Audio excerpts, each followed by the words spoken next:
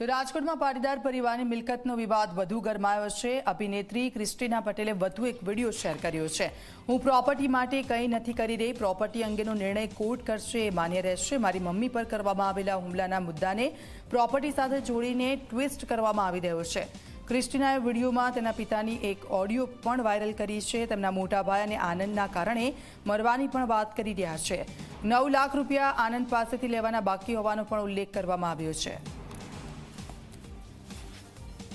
कि मेरा जो पॉइंट है वो ट्विस्ट हो रहा है मेरे फैमिली की तरफ से कि मैं प्रॉपर्टी के लिए ये सब कर रही हूँ। मैं प्रॉपर्टी के लिए ये कुछ नहीं कर रही हूँ। प्रॉपर्टी के लिए जो भी होगा वो कोर्ट में होगा, लीगली होगा। अभी जो मुद्दा है वो ये है कि मेरे भाई और मेरे जो बड़े पापा है उन्होंने आके घर में धमकाने की, मार देने की धमकी और मेरी मॉम पर अटैक करने की कोशिश की। मेरा मुद्दा ये है कि मेरी मॉम सेफ नहीं है, मेरा और कोई पॉइंट नहीं है और मेरी कोई सुनवाई नहीं हो रही है। अभी तक मुझे किसी से कोई कॉल रिसीव नहीं हुई है। मैं कल पुलिस स्टेशन गई थी, मुझे ये कंप्लेन लिया उन्होंने और उस पर सिग्नेचर्स किए हैं। उन्होंने बोला है कि हम उनका स्टेटमेंट लेंगे, फिर आपको बताएंगे कि इसको आगे कैसे प्रोसीड करना है। ठीक है, प्रोसीजर है, आई ट्रस्ट देम कि वो करेंगे। अभी तक कोई अपडेट नहीं है उनकी तरफ से।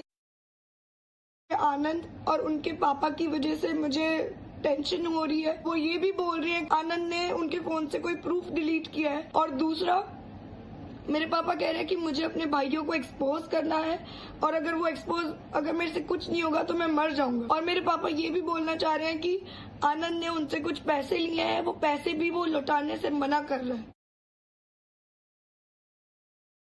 કેમ કે એક તો મારે આનંદનું ને એના બાપનું ટેન્શન કાંઈ ના કે કેટલું હવે મારે માઈ જાય કરવું હવે ખબર છે ને બધુંય વિડીયો ખોલીને એની ફોન જટીને મારું ડિલીટ કરી નાખ્યું એટલે બાડો કે નીકળી જાય કે બધુંય કે મેં હમણાં આની પેલા 9 લાખ રૂપિયા આપ્યો તો હમણાં 2 લાખ આવી કે નથી મારું કે કા મારે મરી જો હું કાંઈ નહીં કરી શકું ને તો કા મારે મરી જવું પડશે।